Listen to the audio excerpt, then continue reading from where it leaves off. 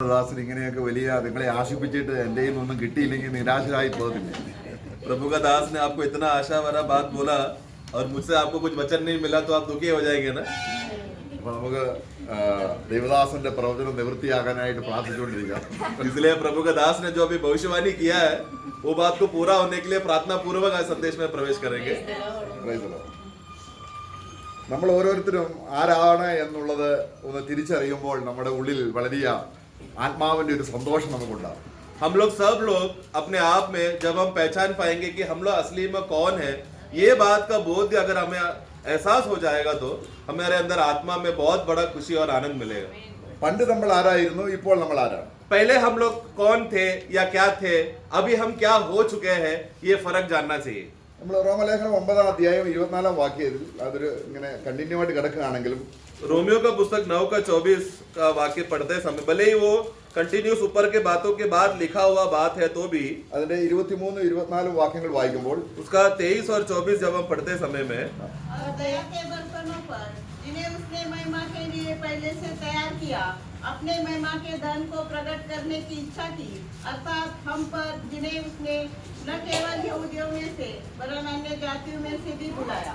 Okay, അവിടെ അവസാനമായിട്ട് വായിക്കുന്നത് നാശയോഗ്യമായ കോപപാത്രങ്ങളായിരുന്നു നമ്മളെ ദൈവം വളരെ ദീർഘക്ഷമയോടെ സഹിച്ചു എന്നൊക്കെയാണ് നമ്മൾ വായിക്കുന്നത്. 22 का आखिरी भाग पढ़े. जो विनाश के लिए तैयार किए गए थे, हाँ. बड़े धीरज से सही.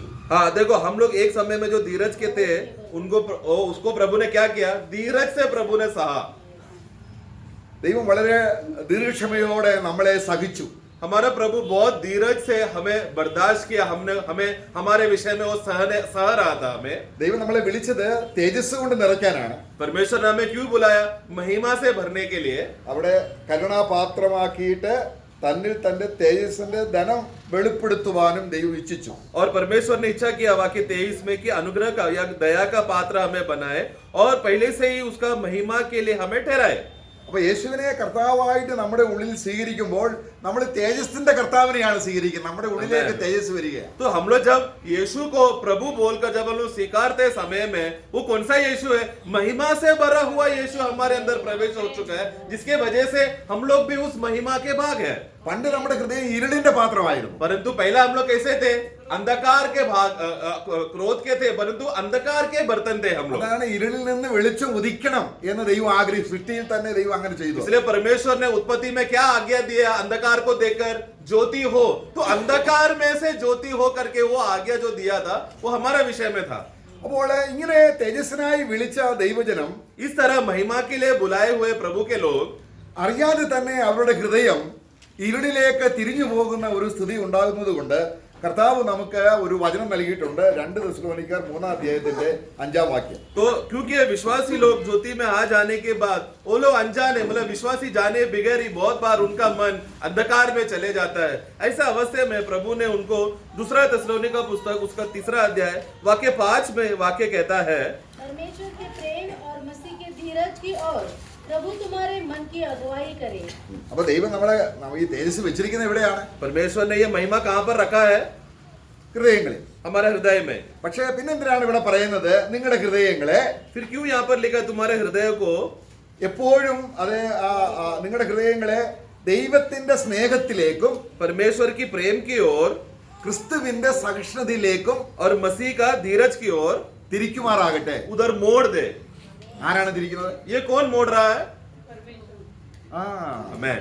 ആത്മാവ്, പരിശുദ്ധാത്മാവ്. यानी कि पवित्र आत्मा मोड़ रहा है. ഓ പരിശുദ്ധാത്മാവിന് നമുക്ക് കാണിച്ചു തരാനുള്ളത് എന്താണ്? क्योंकि पवित्र आत्मा को हमारे विषय में हमको दिखाने के लिए कौन है, തേജസ്സിന്റെ കർത്താവ്. महिमा का प्रभु के बारे में दिखाता है. ഈ ലോകത്തിന്റെ ആത്മാവിന് നമുക്ക് കാണിച്ചു തരാനുള്ളത് എന്താണ്? और ये संसार का आत्मा किसको दिखाता है, संसार का आत्मा शैतान और अंधकार की बातों को, ഈ ലോകത്തിന്റെ കാര്യം. मतलब संसार का आत्मा संसार की बातें दिखाता है. അപ്പോൾ നമ്മുടെ ജീവിതത്തിൽ ഞാൻ എന്താണ് കാണുന്നത് എന്നുള്ളതിന്റെ ഒരു നിശ്ചയം നമുക്കുണ്ടായിരിക്കണം. എന്താണ് ഞാൻ കാണുന്നത്? ആത്മാവ് കാണിച്ചു തരുന്നതാണോ ലോകത്തിന്റെ ആത്മാവ് കാണിച്ചു തരുന്നതാണോ? इसलिए विश्वासी लोगों को ये अच्छी तरह से निश्चय होना चाहिए या बोध्य होना चाहिए कि मैं किस बात को देख रहा हूं. क्या संसार की आत्मा की मदद से मैं संसार की बातों को देखकर उसके पीछे जा रहा हूं, या प्रभु के आत्मा की मदद से मैं प्रभु को देख रहा हूं, स्वर्गीय बातों को देख रहा हूँ। അപ്പൊ ഇവിടെ ദൈവത്തിന്റെ സ്നേഹം, तो यहाँ पर परमेश्वर का प्रेम നമ്മുടെ കർത്താവിന്റെ സഹിഷ്ണുത, और हमारा मसीह का धीरज, അത് രണ്ട് കാര്യമാണോ ഒരു കാര്യമാണോ? ये दो बात है क्या? अलग अलग है? രണ്ട് या കാര്യം एक है क्या? अलग अलग है?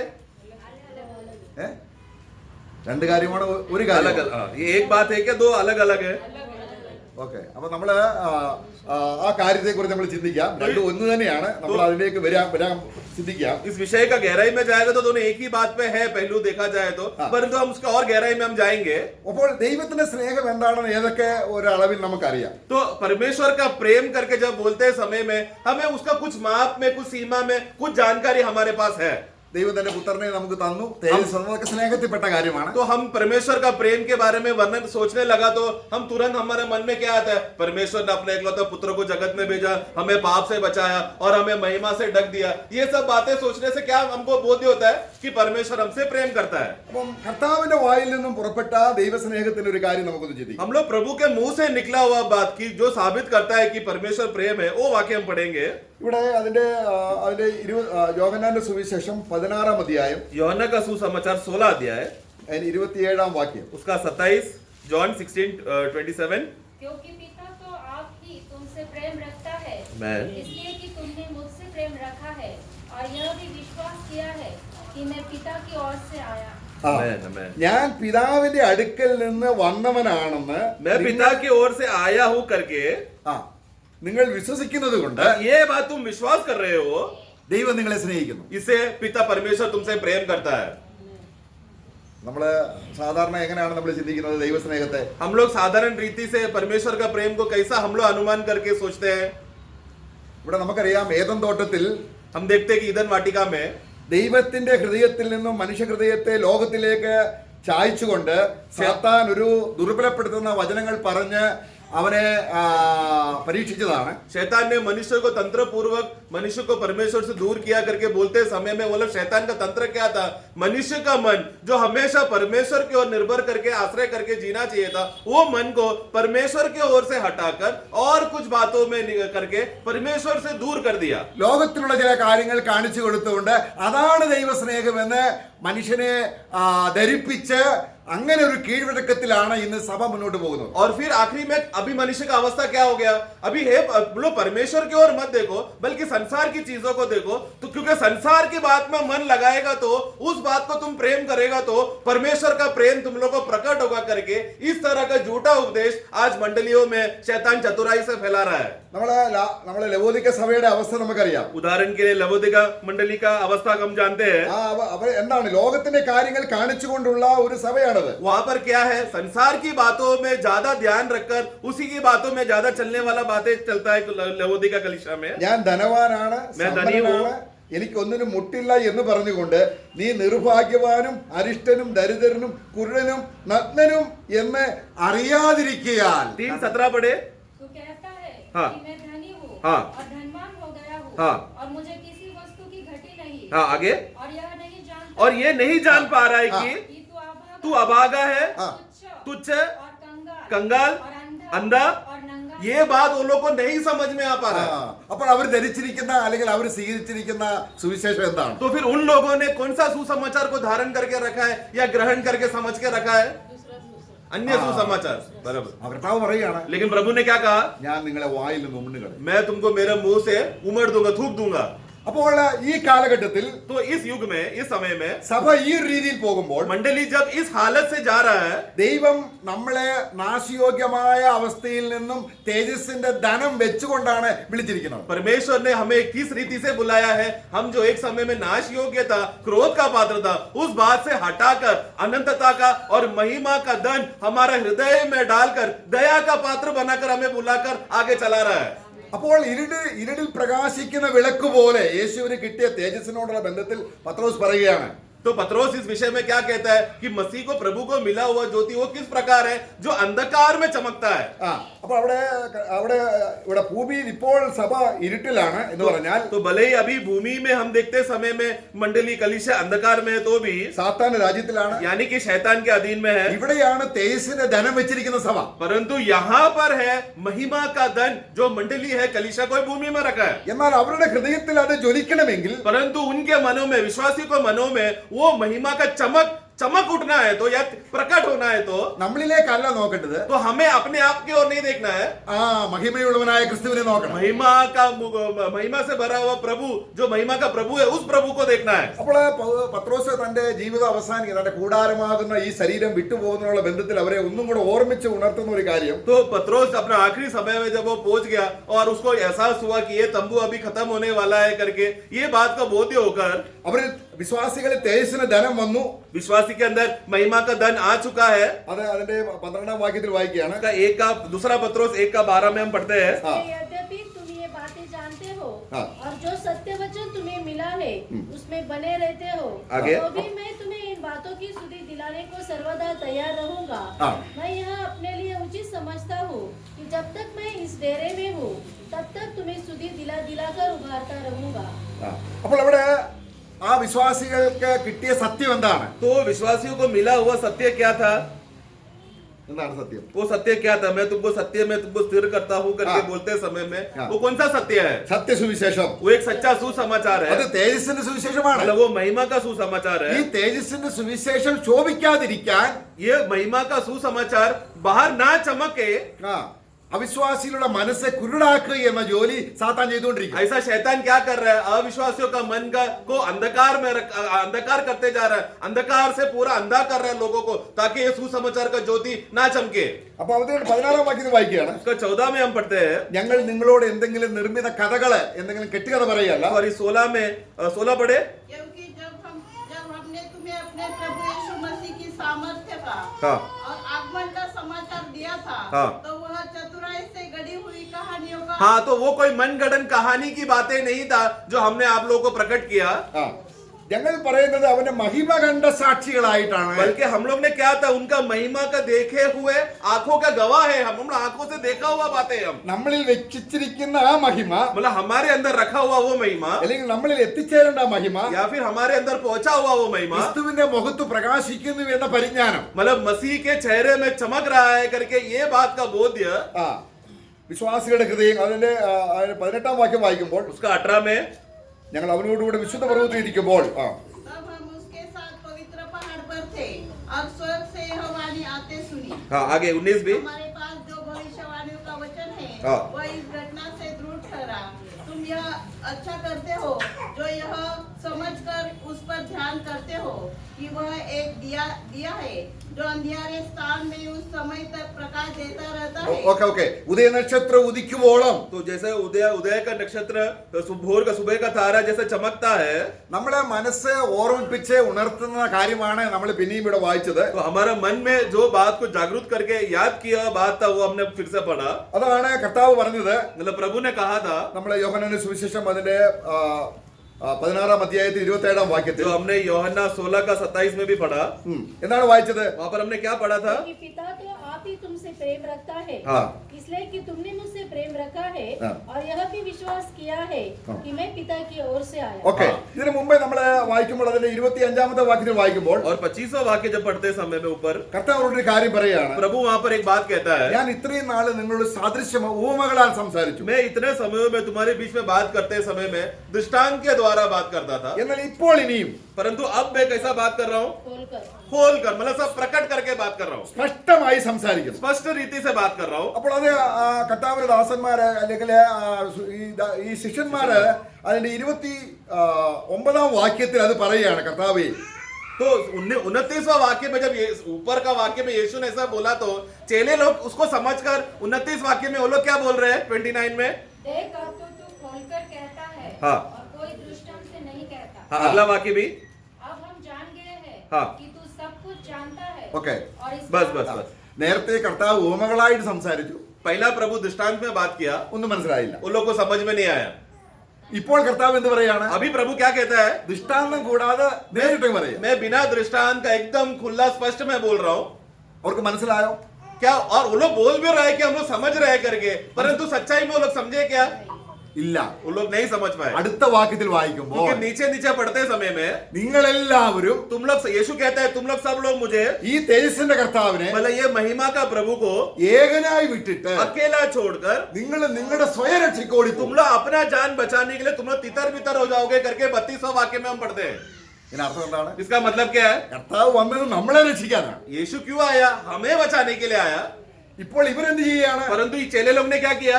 രക്ഷകനെ വിട്ടിട്ട് സ്വയം രക്ഷിക്കോടുകയാണ്. उद्धारकर्ता को छोड़कर, मतलब जो बचाने वाला बचाने आया है, वो बचाने वाले को छोड़कर अपना जान खुद से बचाकर भाग रहे. അതുകൊണ്ട് സുവിശേഷത്തിന്റെ അടിസ്ഥാനപരമായ ഒരു കാര്യം, നാം നമ്മുടെ സ്വയരക്ഷയ്ക്ക് വേണ്ടി അല്ല നമ്മൾ നിൽക്കേണ്ടത്. ക്രിസ്തുവിന്റെ തേജസ്സിന്റെ മഹിമ കാണണമെങ്കിൽ നമ്മുടെ ഹൃദയത്തെ സ്വയജീവനിൽ നിന്നും കർത്താവിലേക്ക് തിരിച്ചുകൊണ്ട് ദൈവത്തിന്റെ സ്നേഹവും നമുക്ക് തേജസ് അണിയിക്കാൻ യേശുവിന് വന്ന അല്ലെങ്കിൽ സഹിഷ്ണുതയെക്കുറിച്ചും ദൈവത്തിന്റെ പരിശുദ്ധാത്മാവും നമ്മളെ നല്ലതുപോലെ ബോധവൽക്കരിക്കണം. എങ്കിൽ മാത്രമേ ആ നിൽപ്പ്, ദൈവസന്നിധിയിലുള്ള നിൽപ്പ് തേജസ്സേറിയതായി തീരുകയുള്ളൂ. इसके लिए हमें प्रभु का महिमा के विषय में जिस आधार पर हम लोग खड़े हैं, जिस नींव बुनियाद पर हम खड़े हैं, उसका सुसमाचार का सच्चा नींव किस बात पर है कि मैं अपने आप को कैसा बचाऊंगा, मैं अपने आप से कैसा बच जाऊंगा, उस आधार पर नहीं, लेकिन ये महिमा का प्रभु यीशु मसीह उस तरह किस तरह वो कष्ट सहकर महिमा में पहुंचा, ये बात को देखना, ये बात को समझना, मतलब अपना स्वयं की बात के लिए नहीं, बल्कि प्रभु को क्या हुआ है ये बात को जानना ही है. वो पूरा सुसमाचार का सारांश का बात है जिसमें हमें सच्चाई में खड़े रहना है. സൂര്യന് കീഴെയുള്ള തേജസ് വ്യർത്ഥമാണ്. देखो सूर्य के नीचे का जो भी महिमा है वो सब व्यर्थ है, सब माया है. സഭാപ്രസംഗിൽ അത് വായിക്കുന്നു. हम लोग श्रेष्ठ गीत सभा श्रेष्ठ उपदेश में हम पढ़ते हैं. നമ്മളിവിടെ പ്രസ്താവിക്കുന്ന തേജസ് എന്ന് പറയുന്നത് സൂര്യന് മുകളിൽ നക്ഷത്ര ഗോളങ്ങൾക്ക് അപ്പുറത്തുള്ള തേജസ്സിനെ കുറിച്ചായി പറയുന്നത്. परंतु हम जो अभी वचन के द्वारा मसीह का महिमा के बारे में बोल रहे हैं, वो सूरज के नीचे नहीं बल्कि उससे भी ऊपर, चांद सितारों से भी ऊपर, आकाश और आसमानों से भी ऊपर, जहां पर परमेश्वर का राज्य वहां पर है. അവിടെ തേജസ്സായ ഒരു കർത്താവിനെ നമ്മൾ കാണുകയാണ് വിശ്വാസത്താൽ. वहां पर विश्वास के द्वारा हमारे विश्वास की आंखों से महिमा का प्रभु को हम देख रहे हैं. കാരണം നമുക്ക് എല്ലാവർക്കും വേണ്ടി കർത്താവ് കഷ്ടം അനുഭവിച്ചിട്ട് क्योंकि हमारे लिए, हम सबके लिए प्रभु यीशु मसीह कष्ट और दुख सहकर അവിടെ നമ്മളെ ദൈവത്തിന്റെ സ്നേഹം അവിടെ വെളിപ്പെടുകയാണ്. परमेश्वर का प्रेम वहां पर प्रकट होता है. നമ്മൾ എബ്രായ ലേഖനം അതിന്റെ 2-ാം അധ്യായത്തിൽ 9-ാം വാക്യം इब्रानियों 2:9 में हम पढ़ते हैं. हिब्रूज 2:9. पर हम यीशु को जो स्वर्गदूतों से कुछ ही कम किया गया था, हाँ. मृत्यु का दुख उठाने के कारण महिमा और आदर का मुकुट पहने हुए देखते हैं, हाँ. ताकि परमेश्वर के अनुग्रह से हाँ. वो हर एक मनुष्य के लिए मृत्यु का स्वाद चखे. നമുക്ക് വേണ്ടി മരണം ആസ്വദിച്ചവന് हमारे लिए जो मृत्यु का स्वाद चखा, പിന്നെ എന്ത് സംഭവിച്ചു? फिर उसको क्या हो गया, उनको क्या हुआ? എന്താണ് വിശ്വാസം? എവിടേക്കാണ് പോകുന്നത്? तो हमारा विश्वास कहां पर जा रहा है, किस बात पर जा रहा है? നക്ഷത്ര ഗോളങ്ങൾക്ക് അപ്പുറത്ത്, मतलब चांद सितारों और ये पूरा ब्रह्मांड से भी आगे. സ്തെഫാനോസ് കാണുകയാണ് स्टेफानोस ने देखा തേജസ് അണിഞ്ഞവനായി, एक महिमा से भरा हुआ व्यक्ति को, എല്ലാ നാമത്തിന്റെ അധികാരമുള്ളവനായി, सभी नामों में अधिकार, सबसे ऊंचा अधिकार वाला व्यक्ति को, ദൈവപുത്രനെ കാണുന്നു. परमेश्वर को, पुत्र को मैं देख रहा हूँ. എങ്ങനെ കാണുന്നു? कैसा देखा? നമ്മൾ എങ്ങനെ കാണുന്നു? हम कैसा देखते हैं? വിശ്വാസത്താൽ विश्वास के द्वारा നമ്മൾ കാണുകയാണ്. हम देख रहे हैं. ആരെയാണ് കാണുന്നത്? किसको हम देख रहे हैं? മഹത്വവും തേജസ്സും അണിഞ്ഞവനായി കാണുന്നു. महिमा और आदर से भरा हुआ प्रभु को हम देख रहे हैं. അപ്പോൾ അതിൽ നിന്ന് നമ്മുടെ ഹൃദയം, उस बात से हमारा मन को, അപ്പോൾ പിതാവിന്റെ സ്നേഹം എന്താണ്? पिता का प्रेम क्या है? ഈ ക്രിസ്തുവിനെ മഹത്വം നമുക്ക് തരിക എന്നുള്ളതാണ് ദൈവത്തിന്റെ ആത്യന്തിക ലക്ഷ്യം. परमेश्वर का एकदम सबसे बड़ा लक्ष्य, परमेश्वर का प्रेम किस बात पर प्रकट करके दिखाना चाहता है कि मसीह को मिला हुआ महिमा मंडली को दे, कलीसिया को मिल जाए. അപ്പൊ ജോൺ 16:17 വായിച്ചു, हम यूहन्ना 16 में हमने पढ़ा, ഞാൻ പിതാവിന്റെ അടുക്കൽ നിന്ന് വന്നവനാണെന്ന് നിങ്ങൾ വിശ്വസിക്കുന്നത് കൊണ്ട് क्योंकि तुम लोगों ने क्या विश्वास किया कि मैं पिता की ओर से आया हूं करके, പിതാവ് നിങ്ങളെ സ്നേഹിക്കുന്നു. जिससे इससे साबित होता है कि पिता प्रेम किया. അപ്പോൾ ഈ വാക്യം എങ്ങനെയാണ് ശരിയാകുന്നത്? നമുക്ക് അതിന്റെ 1 യോഹന്നാൻ 2:15 तो ऐसा वाक्य ऐसा है, तो पहला यूहन्ना 2:15 फिर कैसा हम समझेंगे? तुम न तो संसार से हाँ. और न संसार में की वस्तुओं से प्रेम रखो. यदि कोई संसार से प्रेम रखता है तो उसमें पिता का प्रेम नहीं है. എങ്ങനെ ഇത് രണ്ടും കൂടി ചേർന്ന് വരുന്നത്? तो हम लोग यूहन्ना का सुसमाचार में पढ़ा पिता का प्रेम हम में है, और यहाँ पर हम पढ़ रहे संसार से प्रेम किया तो पिता का प्रेम हम में नहीं है. ये दोनों वाक्य कैसा चलेगा?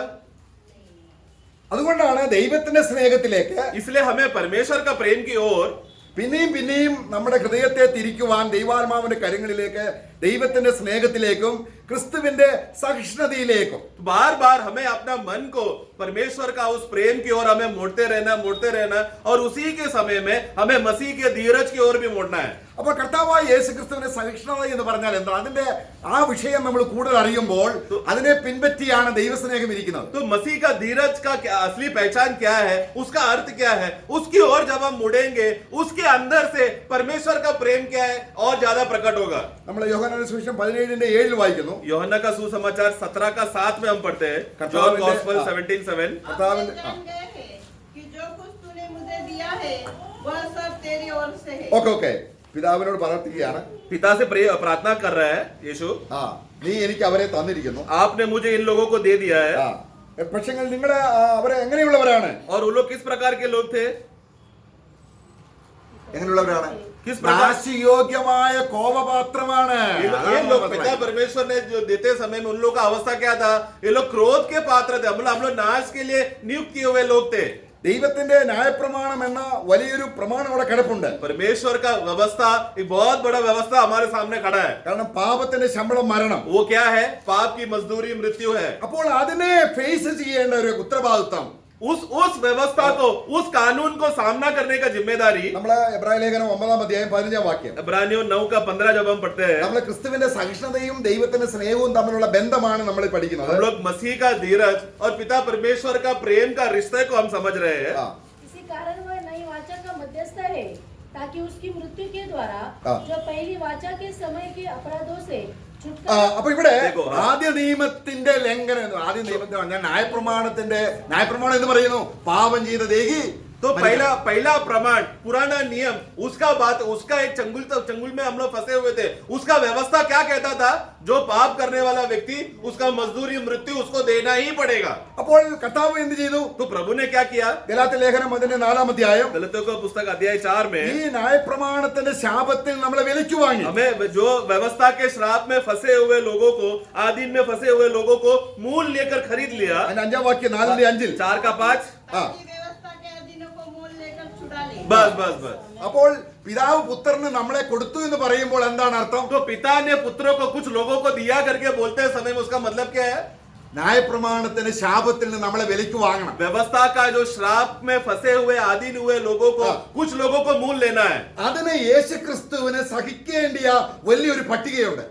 उस बात पे कुछ लोगों को बचाने के विषय में आते समय में प्रभु को कुछ विषय में सहने का कुछ बातें हैं, धीरज से सहने का कुछ बातें हैं जो प्रभु को उससे गुजरना पड़ेगा.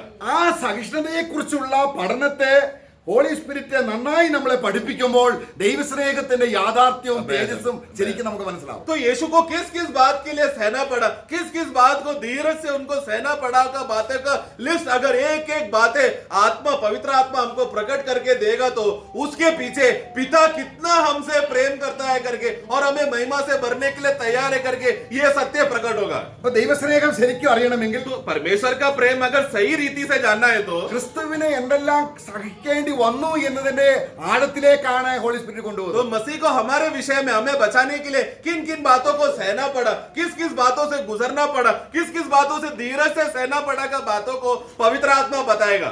അത് അറിയും തോറും वो बात को जितना हम जानते रहेंगे, നമുക്കുള്ള തേജസ്സിന്റെ ലെവൽ വർദ്ധിച്ചുകൊണ്ടിരിക്കുകയാണ്. उतना जितना हमने जाना उतना महिमा का जो तेज महिमा का जो हमारे विषय की बातें हैं वो बात में हम बढ़ते रहेंगे. അങ്ങനെ അവങ്കിലേക്ക് നോക്കുന്നവരുടെ മുഖം പ്രകാശിച്ചുകൊണ്ടേയിരിക്കും. इस तरह जो कोई भी प्रभु को इस रीति से देखते रहेगा उन लोग चमकते रहेंगे. അപ്പൊ എബ്രായ ലേഖനം 2:10 വായിക്കുമ്പോൾ इब्रानियों 2 का 10 जब हम पढ़ते हैं, क्योंकि जिसके लिए सब कुछ है और जिसके द्वारा सब कुछ है, उसे यही अच्छा लगा कि जब वह बहुत से पुत्रों को महिमा में पहुंचाए तो उनके उद्धार के कर्ता को दुख उठाने के द्वारा सिद्ध करे. അവിടെ നമ്മൾ അവനെ കർത്താവിനെ സിദ്ധനാക്കുന്നു എന്നുള്ള ഒരു വാക്യം അത് അത്രത്തോളം ഒറിജിനൽ ടെസ്റ്റുമായിട്ട് ചേർന്ന് പോകുന്നില്ല. കർത്താവിന് എന്തെങ്കിലും ഒരു സിദ്ധത ഉണ്ടാകണം. आखिरी बात फिर से पढ़ना कि उद्धार का कर्ता को, उसके उद्धार के कर्ता को दुख उठाते के द्वारा सिद्ध करे. हाँ, तो वो वहां पर जब पढ़ते समय में यीशु को सिद्ध होना पड़ा करके उस मनोभावना में नहीं पढ़ना है, क्योंकि यीशु मसीह के जीवन में उनको खुद को कुछ कमी हो गई फिर सिद्ध हो गया, ऐसा अवस्था ऐसा नहीं है. അതായത് मतलब उसका कहने का मतलब ये है वाक्य നമ്മൾ का ആ സിദ്ധനാക്കു എന്ന് പറയുന്നതിന്റെ ആ ഭാഗത്ത് നമ്മള് मतलब वो सिद्ध करे करके बोलते समय में അവന് അവന്റെ സഫറിങ്ങിൽ അവൻ കംപ്ലീറ്റ് ചെയ്യണം. ദൈവം വെച്ചിരിക്കുന്ന നടപടികളെല്ലാം കംപ്ലീറ്റ് ചെയ്യേണ്ട അനുസരണമാണ് ഇവിടെ നമ്മളെ സിദ്ധത എന്ന് तो ഉദ്ദേശിക്കുന്നത്. वहां पर सिद्ध हो जाए करके मतलब क्या, प्रभु यीशु मसीह को कुछ बातों का कष्ट से कुछ कष्ट पिता परमेश्वर ने यीशु मसीह को नियुक्त करके रखा है. वो कष्ट की बातों को पिता ने जितना रखा है वो सब बातों को पूर्ण करने का जरूरी था, खत्म करना जरूरी था. अभी क्योंकि यीशु पूरा मसीह वो बात पूरा होएगा तो ही हमारा उद्धार होगा. നമുക്ക് രക്ഷ എങ്ങനെ സംഭവിക്കുന്നത്? हमारा उद्धार कब मिलेगा हमें? യേശു ക്രിസ്തുവിന്റെ സഹിഷ്ണുതയാണ്. यीशु मसीह ने जो धीरज से हमारे जो कष्ट सहा कर गया उस आधार पर है. നമുക്കൊരു വാക്യം വായിക്കാം. ഈ एक वाक्य हम पढ़ेंगे. ഇവിടെ എബ്രായ ലേഖനം 2:10 പറയുന്ന പദം തന്നെയാണ്. इब्रानियों 2:10 में जो हमने शब्द पढ़ा वही बात को हम देखते हैं. ആ സിദ്ധത പ്രാപിച്ചു എന്നതിന് പകരം वो सिद्धता കംപ്ലീറ്റ് ചെയ്തു, പൂർത്തീകരിച്ചു. सिद्धता प्राप्त किया के बदले में पूर्ण किया, उसको संपूर्ण कर दिया, मतलब पूर्ण रीति से खत्म कर दिया. वो आधार पर हमें पढ़ना देखना है. അങ്ങനെയാണ് ആ വചനം. उस अर्थ में है वाक्य യോഹന്നാൻ 19:30. यूहन्ना का सुसमाचार 19:10 जब हम पढ़ते हैं, യോഹന്നാൻ 19:30 വാക്യം. 19:30 जब यीशु ने वो सिरका लिया तो कहा पूरा हुआ और ആ ഇതാണ് पूरा हुआ, ഫുൾഫിൽ. मतलब पूरा बात को पूर्ण कर दिया. ആ അതാണ് നമ്മൾ എബ്രായ ലേഖനം 2:10 വായിക്കുന്നത്. यही बात है इब्रानियों 2:10 में पढ़ते हैं कि कष्ट को पूरा कर दिया यीशु ने. കാരണം നമ്മളെ രക്ഷിക്കണമെങ്കിൽ क्योंकि हमें बचाना है तो ദൈവം വെച്ചിരിക്കുന്ന ചില പടികളുണ്ട്. परमेश्वर ने कुछ पड़ाव यीशु मसीह का जीवन में रखा है. ആ പടികൾ സ്നേഹത്തോടെ സന്തോഷത്തോടെ അനുസരിച്ചതാണ് സഹിഷ്ണുത.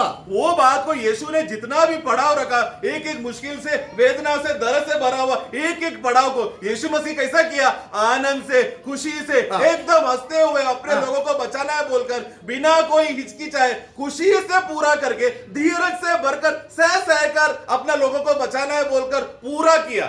അത് അവൻ സ്നേഹത്തോടെ ചെയ്തു. और वो प्रेम से भर के किया. പിതാവിന് സ്നേഹത്തോടെ സഹിഷ്ണുതയുള്ളവനായി. मतलब पिता का प्रेम से भरकर वो धीरज से भर गया, सहनशीलता में भर गया. നമ്മൾ ലൂക്കോസ് സുവിശേഷം 24 അധ്യായം लूका का सुसमाचार 24वां अध्याय 44 മുതൽ 47 വാക്യങ്ങൾ കർത്താവ് പുനരുദ്ധാനം ചെയ്തതിനു ശേഷം ഈ കാര്യമാണ് ശിഷ്യന്മാരോട് പറയുന്നത്. 44 से 47 वाक्य पढ़ते समय में यही बात प्रभु अपने चेलों से कहता है. ആ, फिर उसने उनसे कहा ये मेरी बातें हैं जो मैंने तुम्हारे साथ रहते हुए तुमसे कही थी कि अवश्य है कि जितनी बातें मूसा की व्यवस्था और भविष्यवक्ता और भजनों की पुस्तकों में मेरे विषय में लिखी है हाँ। वे सब पूरी हो. അതെല്ലാം എന്താകണം? वो सब क्या होना चाहिए? पूरा होना चाहिए, कंप्लीट होना चाहिए, संपूर्ण होना चाहिए. അതിനെയാണ് എബ്രായ ലേഖനം 2 അധ്യായം 10 വാക്യം സിദ്ധത നമ്മൾ ഇനി വായിക്കുന്നത്. वही बात इब्रानियों 2:10 में जो सिद्ध करके बढ़ा ना, उसको पूर्ण करने के लिए, खत्म करने के लिए है. തികഞ്ഞവനായി എന്നല്ല, मतलब यीशु सिद्ध हो गया, मतलब उसमें कुछ कमी था फिर सिद्ध हो गया, ऐसा अर्थ नहीं है. പിന്നെന്താണ്? बल्कि पूर्ण खत्म करना था, कंप्लीट करना था उनको, നമുക്ക് നമ്മുടെ രക്ഷയ്ക്ക് വേണ്ടി ताकि हमारा उद्धार हमें मिल सके. യേശു ക്രിസ്തുവിന് ചില നടപടിക്രമങ്ങൾ ചെയ്യേണ്ടതുണ്ട്. यीशु मसीह को पिता ने रखा हुआ कुछ बातों को रास्ते से जाना जरूरी था. അത് എല്ലാം നിവൃത്തിയാകണം. वो सब बातें पूरा होना है. അതിന്റെ ആഴം നമ്മൾ അറിയാത്തത് കൊണ്ടാണ് നമുക്ക് ദൈവത്തോട് അത്ര കർത്താവിനോട് तो സ്നേഹമില്ല. वो यीशु मसीह जिस रास्ते से गया, किस रीति से गया, उसका गहराई हम लोग समझ नहीं पाते, इसलिए पिता का प्रेम समझ नहीं पा रहे. അവിടെ അപ്പോസ്തല പ്രവൃത്തി 13:29 കൂടെ വാക്യം വായിക്കാം. प्रेरितों का कार्य 13 का 29 भी पढ़ेंगे. जब उन्होंने उसके विषय में लिखी हुई सब बातें पूरी की हाँ, पूरी की, हाँ। मतलब संपूर्ण किया. आगे ആ तो उसे क्रूस पर से उतारकर ഓക്കെ. ഇവിടെ നമ്മളെ കർത്താവായ യേശു ക്രിസ്തുവിനെ കുറിച്ചുള്ള എല്ലാ പ്രവചനവും ഇതുവരെ നിവൃത്തിയായിട്ടില്ല. देखो, हम जानते हैं यीशु मसीह के विषय में बहुत से भविष्यवाणियां लिखा गया है, परंतु सब भविष्यवाणियां अभी तक पूरा नहीं हुआ है. ആ എന്നാൽ परंतु നാം തേജസ് പ്രാപിക്കാനുള്ളതെല്ലാം തികച്ചു. ഇനി ഒരെണ്ണം പോലും ബാക്കിയില്ല. परंतु हम लोग को एक दिन महिमा प्राप्त करना है, वो भी एक भविष्यवाणी है. वो बात के विषय के लिए जो भी रुकावटें हैं वो सब बातें प्रभु ने पूरा कर दिया है. അതെന്തെങ്കിലും ഒന്ന് നിവൃത്തിയായിട്ടില്ല എങ്കിൽ നമുക്ക് തേജസ്സുമില്ല, രക്ഷയുമില്ല. अगर हमें महिमा मिलने वाला है, जो भविष्य में मिलने वाला है, उसकी जो बातें हैं, उसका जो पड़ाव है, जो पिता परमेश्वर ने यीशु मसीह के लिए रखा है, उसमें से एक भी बात अगर बच गया है तो महिमा छोड़ो, हमको उद्धार भी नहीं मिला मतलब। അപ്പൊ ഈ യാഥാർത്ഥ്യത്തിലേക്ക് तो इस सच्चाई की ओर ദൈവത്തിന്റെ പരിശുദ്ധാത്മാവ് നമ്മുടെ ഹൃദയത്തെ ക്രിസ്തുവിന്റെ സഹിഷ്ണുതയിലേക്ക് തിരിച്ചാൽ हमें पवित्र आत्मा हमें क्या करेगा, जिस तरह वो पिता का प्रेम का अनुभव के समझने के लिए यीशु मसीह ने जितना सहा, धीरज से हमारे लिए सहा, वो आत्मा जब उस बात पर हमें मोड़ेगा, ആത്മാവിൽ നിറയുമ്പോൾ ഇതൊക്കെയാണ് സംഭവിക്കുന്നത്. आत्मा में भर जाएगा तो प्रियो यीशु के बारे में यही सब बातें जानेंगे हम। ക്രിസ്തുവിനെ കുറിച്ച് പ്രവചിച്ച പ്രവാചകന്മാർ അവന് വലിയ കഷ്ടതയും പിൻവന്ന മഹിമയും കുറിച്ച് പ്രവചിച്ചത് അതേ ആത്മാവാണ് ഒരു വിശ്വാസിയിൽ നിറയുമ്പോൾ ക്രിസ്തുവിനെന്ന കഷ്ടതയും പിൻവന്ന മഹത്വമാണ് അറിയുന്നത്. क्योंकि हमने लूका में हमने क्या पढ़ा, आत्मा आकर तुम भविष्यवक्ताओं के द्वारा आत्मा क्या घोषणा किया कि मसीह का आने वाला कष्ट और फिर मिलने वाला महिमा। तो आत्मा जब हमको मिलेगा हमें भी किस बात में बताएगा, मसीह को हुआ कष्ट और आने वाला महिमा। അപ്പൊ കർത്താവിനെ കുറിച്ചുള്ള പഴയ നിയമത്തിലെ പ്രവചനം ഒന്ന് രണ്ട് ചില കാര്യങ്ങൾ ഉദാഹരണത്തിന് പറയാം. हम लोग उदाहरण के लिए कुछ भविष्यवाणी को हम देखते हैं पुराने नियम में। അവൻ സിദ്ധത പ്രാപിച്ചു എന്ന് പറയുന്നതിന്റെ അർത്ഥം ഇതാണ്. मतलब वो पूर्णता, वो बातों को पूरा किया, उसका अर्थ को हम देखेंगे। നമുക്കറിയാം നമ്മുടെ കർത്താവ് ജനിച്ച ഉടനെ മിസ്രൈമിലേക്ക് ഓടി പോകേണ്ടി വന്നു. हम जानते हैं ना, यीशु मसीह का जन्म होते समय में तुरंत उनको मिस्र देश में भागना पड़ा। അത് പ്രവചനത്തിലുണ്ട്, वो भविष्यवाणी में लिखा है, അത് നിവൃത്തിയായി. वो बात पूरा हुआ जब वो मिस्र देश में गया। तो ഇങ്ങനെ ഓരോ കാര്യങ്ങളും ക്രിസ്തുവിനെ കുറിച്ച് പറഞ്ഞത് इस तरह एक एक बातें, उनका 33.5 साल का जीवन में एक एक बातें, एक एक क्षण, एक एक पल की बातें जो पुराने नियम में भविष्यवाणी के दौर लिखा गया था। യേശു കർത്താവിന് 30 വെള്ളിക്കാശിന് ഒറ്റി കൊടുക്കും. यीशु मसीह को 30 सिक्के में बेच दिया जाएगा, അത് പ്രവചനത്തിലുണ്ട്, वो भविष्यवाणी में है। അത് ക്രിസ്തുവിൽ നിവൃത്തിയാകണം. वो यीशु मसीह का जीवन में पूरा होना है। ഇതിന്റെ വിശദാംശങ്ങളിലേക്ക് നമ്മൾ പോകുമ്പോൾ इस तरह के ये पूरा बातों का गहराई में जब हम जाते हैं, ലോകം നമുക്ക് യാതൊന്നും ഒരു വിലയുമില്ലാത്തതായി തീരും. ലോകം फिर संसार हम लोग के लिए कोई भी मूल्य नहीं रहेगा, संसार को हम लोग कूड़ा समझेंगे। കാരണം യേശു ക്രിസ്തുവിന്റെ സഹിഷ്ണുതയിലേക്കും അത് ദൈവത്തിന്റെ സ്നേഹത്തിൽപ്പെട്ട കാര്യമാണ്. क्योंकि वो मसीह का धीरज की ओर किस तरह सहनशीलता से वो गया करके बात को जब आत्मा यीशु के बारे में बताएगा, तुरंत इसमें पिता परमेश्वर का प्रेम है करके समझ में आएगा। അവന്റെ കൈയും കാലും തുളയ്ക്കും, उनका हाथों और पैरों को खेदा जाएगा, खिले ठोके जाएंगे, പ്രവചനത്തിലുണ്ട്. भविष्यवाणी में लिखा है। അപ്പൊ കർത്താവിന്റെ ക്രൂശിലെ കാര്യങ്ങൾ മാത്രമല്ല, तो यीशु मसीह को सिर्फ क्रूस में इस तरह अवस्था होगा, सिर्फ उतना ही नहीं, അവന്റെ ജനനം മുതൽ ഉണ്ടായ എല്ലാ बल्कि കാര്യങ്ങളും उसका जन्म से लेकर मृत्यु तक का बहुत से बातें हैं। അവൻ ഒരുപാട് സഹിക്കേണ്ടി വന്നു. वो बहुत से बातों को सहना पड़ा, ये सब बातों को എങ്ങനെ സഹിച്ചു? किस तरह सहा।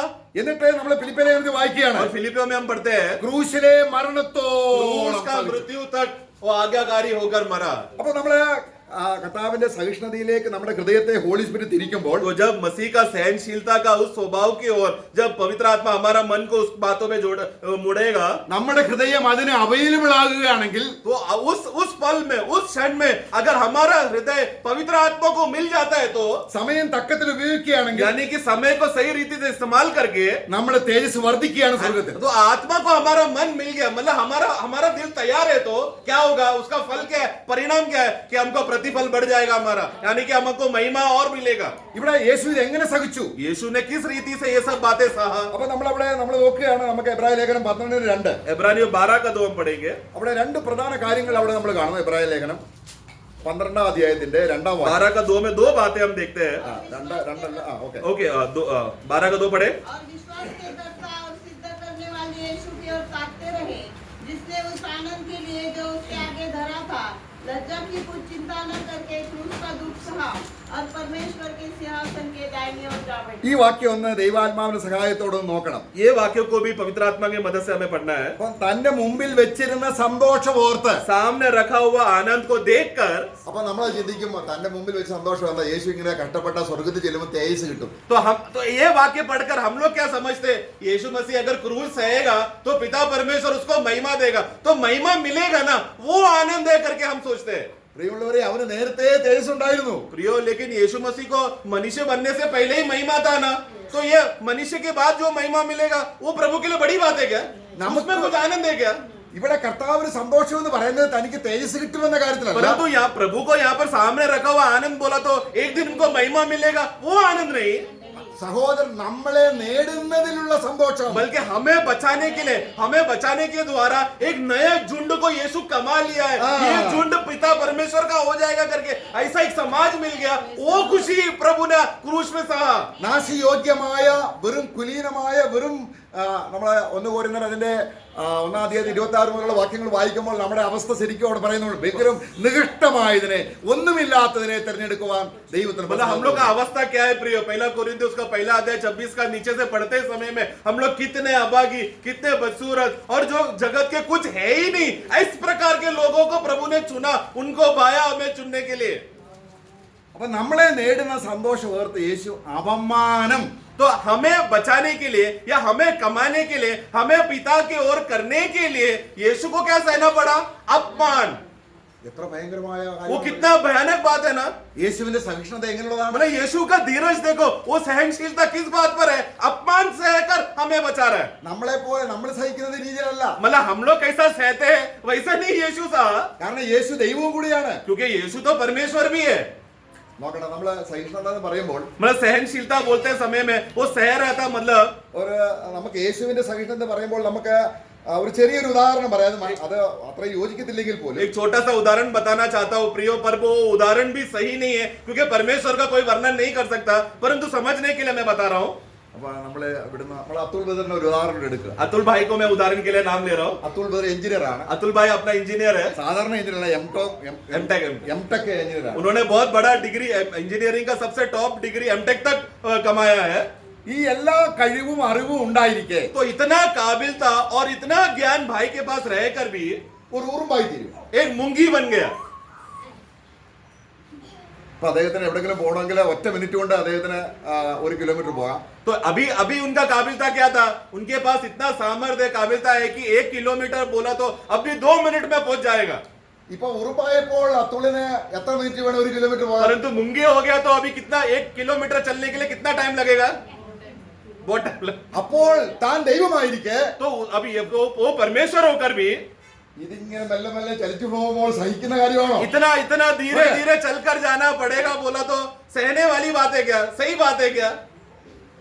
സഹിഷ്ണുത എന്ന് പറഞ്ഞാൽ എന്താ? मतलब सहनशीलता मतलब क्या है?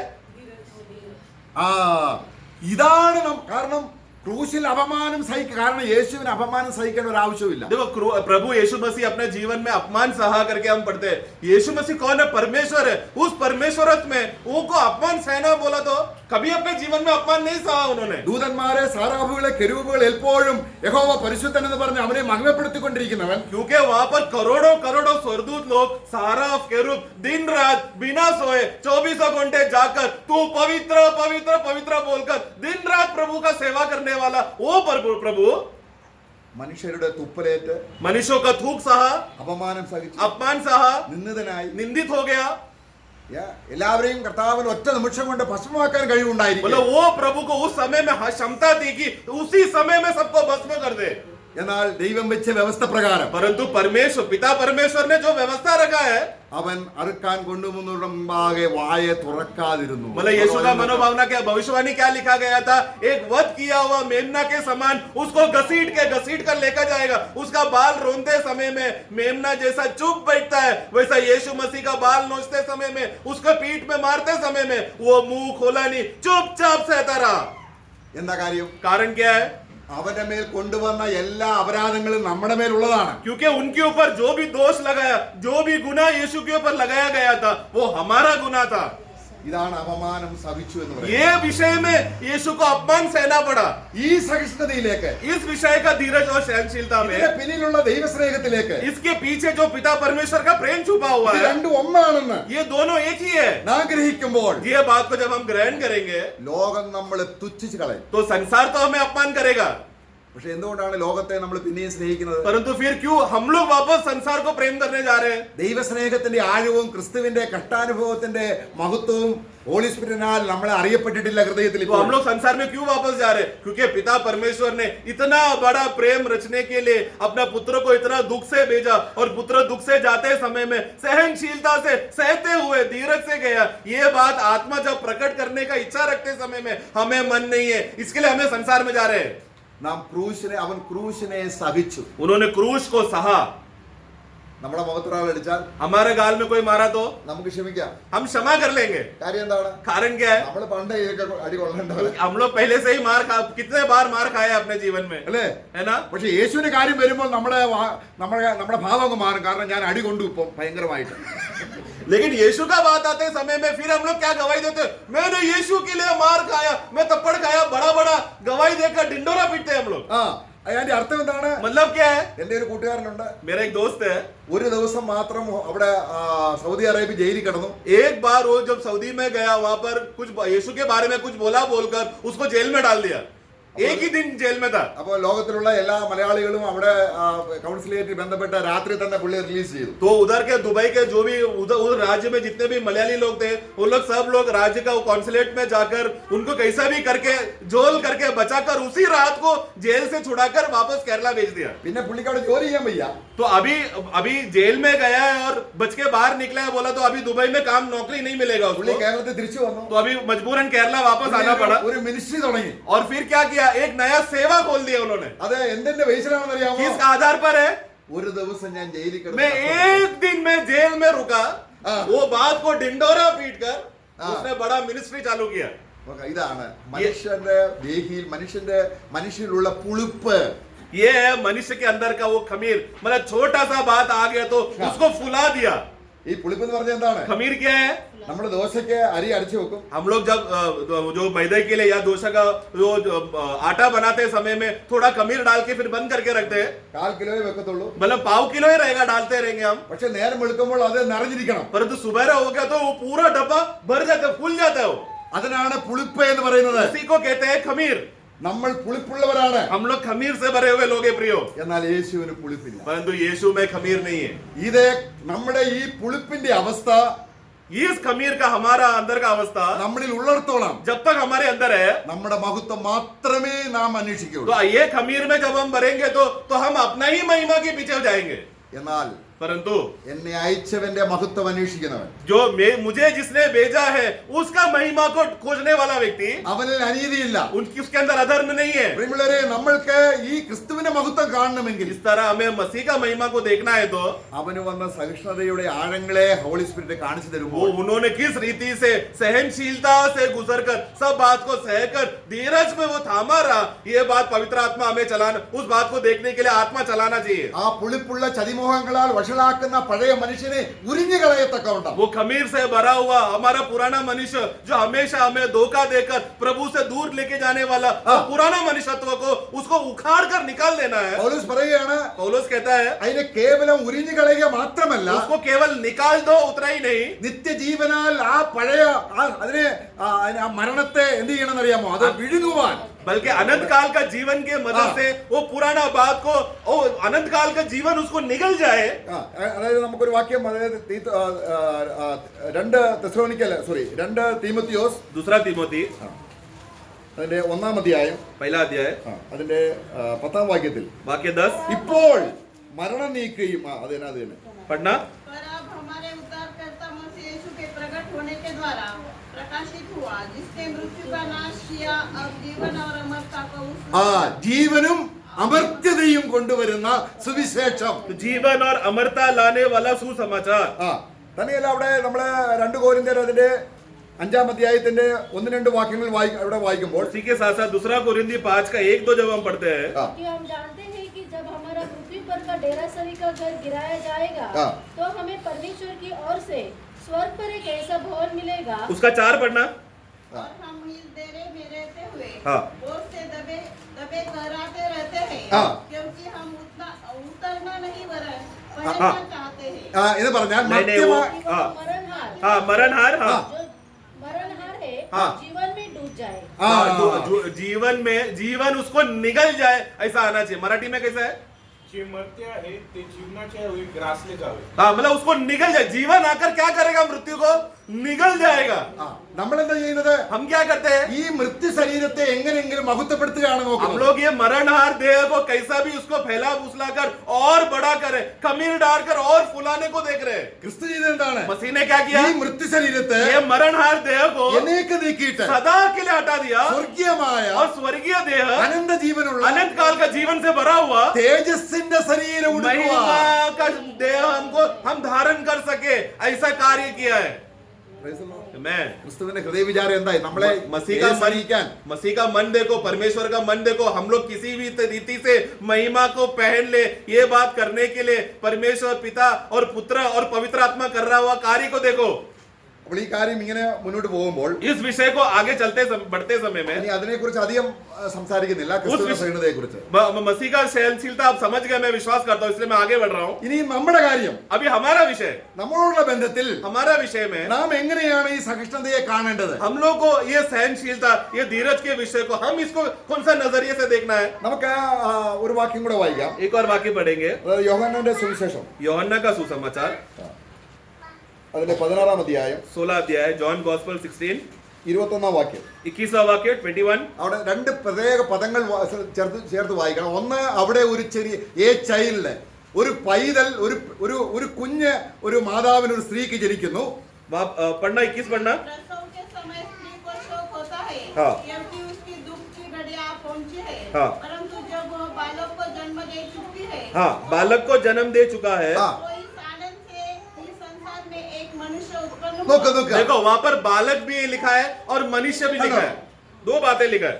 ഒരു കുഞ്ഞായിട്ട് ജനിക്കുന്നു. एक बालक से जन्म लेता है, കുഞ്ഞായിട്ട് ഇരിക്കുമ്പോൾ तो वो बालक रहते समय में ഈ പ്രസവിച്ച അമ്മയ്ക്ക് വലിയ സന്തോഷമില്ല. तो वो गर्भवती वो माँ जो जन्म दिया है, मतलब उसको उतना आनंद नहीं है। അവിടെ നമ്മൾ ചിന്തിക്കുന്നത് കുഞ്ഞിനെ പ്രസവിച്ചു എന്നുള്ള രീതിയിൽ ആ അർത്ഥത്തിലല്ല. वहां पर एक बच्चे को जन्म दिया, माँ खुश हो गया, वो अर्थ में नहीं बोल रहे हैं। ആ കുഞ്ഞ് കംപ്ലീറ്റ് ആകണം. मतलब वो बच्चा पूर्ण हो जाना है, संपूर्ण हो जाना है। അതായത് എബ്രായ ലേഖനം 2:10 നമ്മൾ വായിച്ചത്. इब्रानियों 2:10 में खत्म पूरा कर दिया, वो बात को हम देख रहे हैं।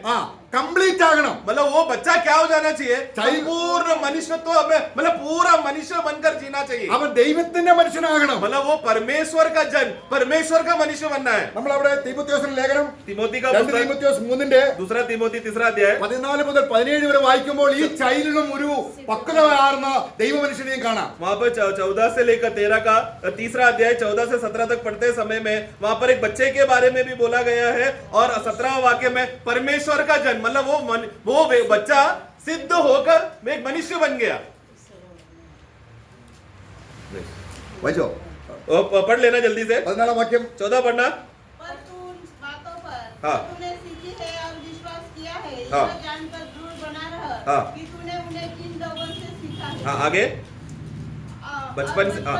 पवित्र देखो बचपन से पवित्र शास्त्रों को तू जाना। हाँ। तेरा जाना हुआ है, हाँ। जो तुझे मसीह पर विश्वास करने से उद्धार प्राप्त करने के लिए, हाँ, आगे उसके बाद 17 ताकि परमेश्वर का जन ताकि परमेश्वर का जन, तो वो परमेश्वर बचपन से हाँ। जो तूने परमेश्वर का वचन सीखा, वो आगे चलकर क्या हो गया 17 में? हाँ। परमेश्वर का जन सिद्ध बने सिद्ध बने। हाँ। और एक भले काम के वहां पर Complete. सिद्ध नहीं आना चाहिए, അവിടെ पूर्ण കംപ്ലീറ്റ് आना चाहिए। അവിടെ വായിക്കുന്നത് തികഞ്ഞവനെന്നല്ല. वहां पर सिद्ध नहीं, इंग्लिश में देखो कंप्लीट, पूर्ण करके लिखा है। हाँ, मतलब complete. वो बालक था, हाँ। वो मनुष्य बनकर परमेश्वर का जन्म बना, तो पूरा हो गया बात को। എങ്ങനെ ആയിത്തീരും? कैसा होगा?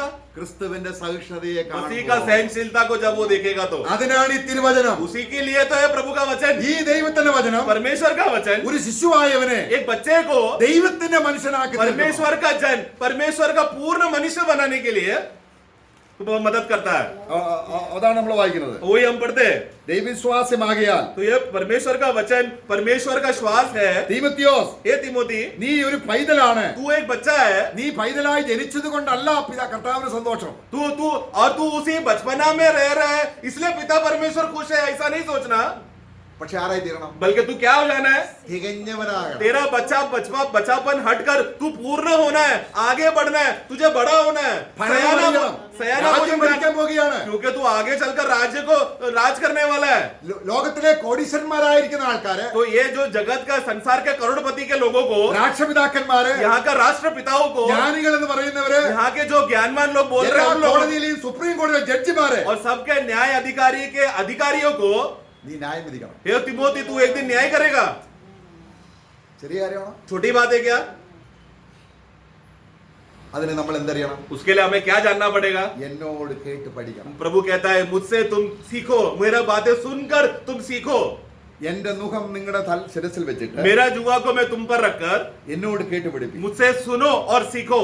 ഈ പഠിക്കലിന് എന്താ ഉള്ളത്? ये सीखने में क्या लाभ है? ഭയങ്കര സമാധാനം, बहुत बड़ा शांति है, ഭയങ്കര സന്തോഷം, बहुत बड़ा आनंद है, ഭയങ്കര എന്ന് പറയുക ആത്മനിവൃത്തി. बहुत आत्मा का पूर्णता है. കർത്താവ് എന്തെങ്കിലും കഷ്ടപ്പെട്ടാണോ ചെയ്തത്? ये सब यीशु मसीह कष्ट सहकर किया എന്ന് गया. പറഞ്ഞാൽ നിരാശപ്പെട്ട പുരുവൃത്താണോ? मतलब निराश होकर कुड़कुड़ाकर गुस्से में ऐसा ईर्ष्या में बोला गया. ദൈവമനുഷ്യൻ, ദൈവമനുഷ്യൻ मतलब परमेश्वर का जन, परमेश्वर का पूर्ण मनुष्य, അവൻ എന്താണ് ചെയ്തത്? वो क्या किया?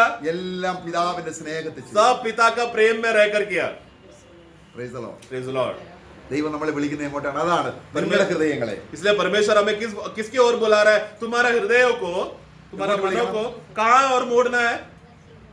परमेश्वर का प्रेम और मसीह का सहनशीलता. അപ്പൊ യേശു ക്രിസ്തുവിന്റെ ആ സഹിഷ്ണുത तो मसीह का ये सहनशीलता और धीरज, അനേക പുത്രന്മാരെ തേജസ്സിലേക്ക് നയിക്കുമ്പോൾ उसका कारण क्या हो गया कि बहुत से पुत्रों को महिमा में पहुंचाया. അപ്പോൾ ഈ ക്രിസ്തുവിന് കൈവന്ന ഈ സഹിഷ്ണുതയെ കുറിച്ച് നമ്മുടെ ഹൃദയം അതിലേക്ക് തിരിക്കുമ്പോൾ നമ്മൾ തേജസ്സിലേക്ക് तो വളർന്നുകൊണ്ടിരിക്കുകയാണ്. ये बहुत से पुत्रों को प्रभु यीशु मसीह महिमा में पहुंचाते समय में यीशु मसीह तभी क्या कर रहा था? वो सह रहा था, कष्ट से जा रहा था. कष्ट से जाते समय में, सहनशीलता से सहते समय में हमारा मन जब ये बात को देखते कि प्रभु ने हमें सहा, हमारे लिए इतना कष्ट उठाया, इतना दुख में बिना कुड़कुड़ाए, एक बार भी हिचकिचाए बिगर, एक बार भी गुस्सा करे बिगर, समर्पण करके चलने वाला ये यीशु के बारे में जब हम मनन करेंगे तो हमारा महिमा साथ में बढ़ रहा है. നമുക്ക് യാക്കോബിന്റെ ലേഖനം 5-10 കൂടെ വായിക്കും. याकूब 5:10 भी हम पढ़ेंगे. जेम्स 5:10. या हे भाइयों, जिन भविष्यवक्ताओं ने प्रभु के नाम से बातें की, उनको दुख उठाने और धीरज धरने का एक आदर्श सौंपा. Praise Lord. സഹോദരന്മാരെ, इसलिए भाइयों, കർത്താവിന്റെ നാമത്തിൽ സംസാരിച്ച എല്ലാ പ്രവാചകന്മാരും प्रभु के नाम से बात करने वाले जितने भी भविष्यवक्ताएं थे, അവരും ഈ കഷ്ടാനുഭവത്തിലും സഹിഷ്ണുതയിലൂടെ പോയവരാണ്. वो लोग भी एक कष्ट से और सहनशीलता से सहन करते हुए गए. പക്ഷെ അവര് കഷ്ടം അനുഭവിച്ചത് കൊണ്ട് നമുക്ക് ഗ്ലോറി കിട്ടത്തില്ല, അവർക്കാ ഗ്ലോറി കിട്ടുന്നത്. परंतु ये भविष्यवक्ता लोगों ने जब कष्ट सहा तो हमको महिमा मिला क्या? इन लोगों ने कष्ट सहा तो महिमा किनको मिला?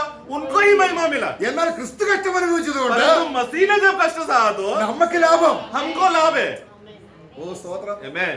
तो वो लोग केवल आदर्श है, उनके पीछे नहीं जाना है. ഇതിലേക്ക് ഹൃദയം തിരിക്കാത്തത് എത്ര നഷ്ടമാണ്. तो जरा प्रियो, जरा सोचो ना, मसीह का वो सहनशीलता की ओर अगर हमने मन नहीं फिराया, कितना नुकसान सहना पड़ेगा हमको. 1 മണിക്കൂർ ജോലി ചെയ്താൽ, ഇന്ത്യയിൽ ജോലി ചെയ്താൽ എത്ര കിട്ടും? 1 घंटा भारत देश में अगर 1 घंटा काम किया तो कितना पैसा मिलेगा? 100 രൂപ കിട്ടുന്നു. 100 रुपया मिला. सोचो, അമേരിക്കയിൽ $1000 കിട്ടുന്നു. अमेरिका में गया तो $1000 मिलेगा. അവൻ വീട്ടിൽ ഇരിക്കുന്നില്ല. तो घर में बैठेगा क्या? ഇതോ തേജസ്സിന്റെ സൂലിയോ, परंतु महिमा का सुसमाचार ഇത് തേജസ്സിന്റെ ശുശ്രൂഷയാണ്. और ये महिमा का सेवा है. ഇത് ക്രിസ്തുവിനെ അന്വേഷിക്കുന്ന തേജസ്സാണ്. क्योंकि मसीह को खोजेगा, जो मसीह को खोजता है उसको महिमा मिलेगा. ऐसा सेवा है ये.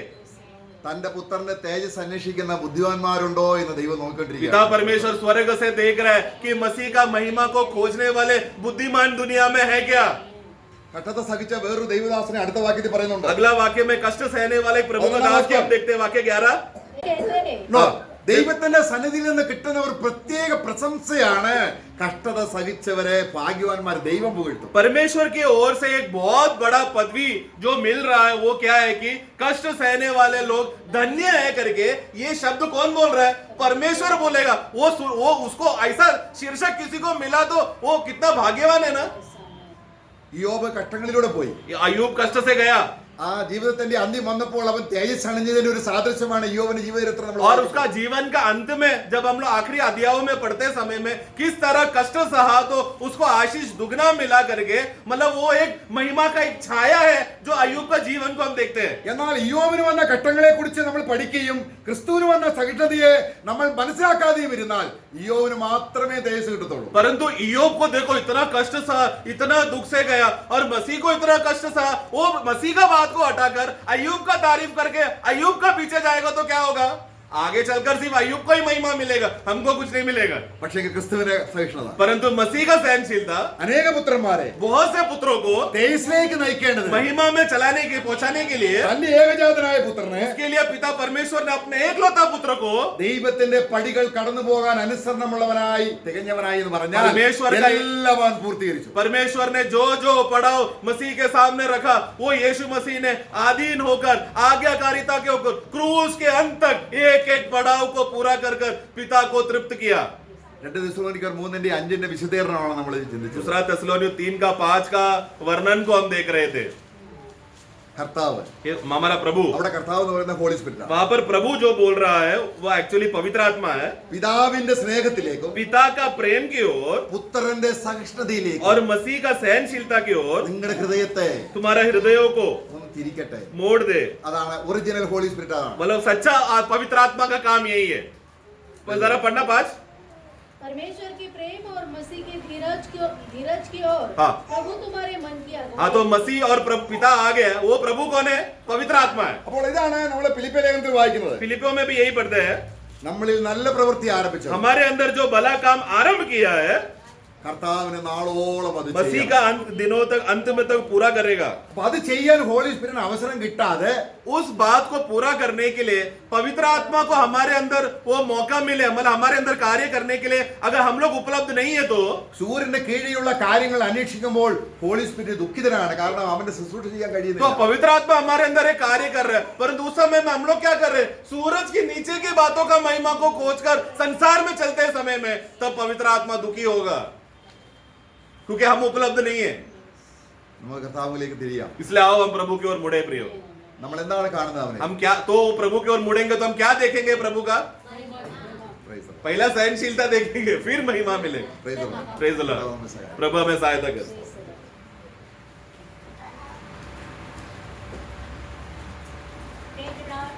Praise the Lord. कितना लूट मिला? अच्छा, लूट का मार्क कम से कम सीखा है कि नहीं? इंडिया में काम करेगा 1 दिन में 1000 रुपया मिलेगा, अमेरिका में जाएगा तो $10,000 मिलेगा। कितना फर्क है? हैं? कोई छोड़ेगा? भैया इतनी रह करके हम अमेरिका का काम कर सकते हैं, भाई साहब इतनी रह करके स्वर्ग का काम कर सकते हैं। स्वर्ग का काम करने से कितना महिमा मिलेगा, है ना? आज हम लोग वास्तव में प्रभु में बुलाहट पाया, वो लोग किसके लिए बुलाहट पाया? प्रभु के लिए। और जो कितने लोग वो प्रभु के लिए इस्तेमाल करता है, बहुत दुख के साथ।